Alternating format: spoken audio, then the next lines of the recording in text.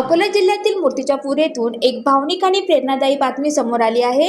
Murtijapur home guard पथकातील section leader Rambhau Dayaram Wankhede यांच्या नेतृत्व सेवानिवृत्त सोहळा अत्यंत उत्साहात आणि भावनिक वातावरणात पार पडला।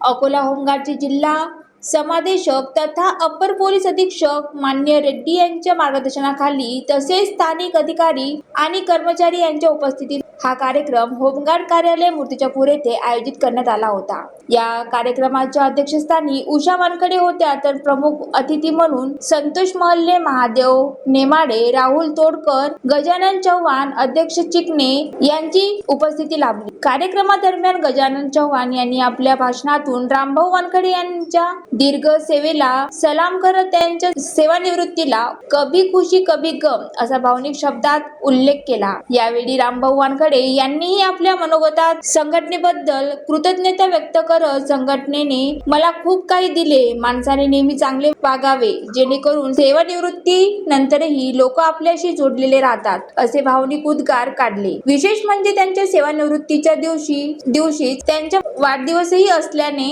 कार्यक्रमात वाढदिवस साजरा करून दुहेरी आनंद साजरा करण्यात आला। 1988 साली वयाच्या 20व्या वर्षी होमगार्ड सेवेत दाखल झालेल्या रामभाऊ वानखडे यांनी तब्बल 38 वर्षे विविध ठिकाणी अकोला, अमरावती, मुंबई, नागपूर, नाशिक, कुंभमेळा तसेच इतर राज्यांमध्ये कर्तव्यदक्ष सेवा बजावली। हायवेवरील अपघातग्रस्तांचे प्राण वाचवून त्यांनी आपल्या सेवेला एक वेगळे स्थान मिळवून दिले। कार्यक्रमाच्या शेवटी त्यांच्या शॉल, श्रीफळ आणि सन्मान चिन्ह देऊन गौरव करण्यात आला। यावेळी उपस्थित अधिकारी आणि होमगार्ड सेविकांच्या डोळ्यातही अश्रू दाटून आले होते। ज्वालादीप न्यूज करिता रुपाली खडसे, मूर्तिजापूर।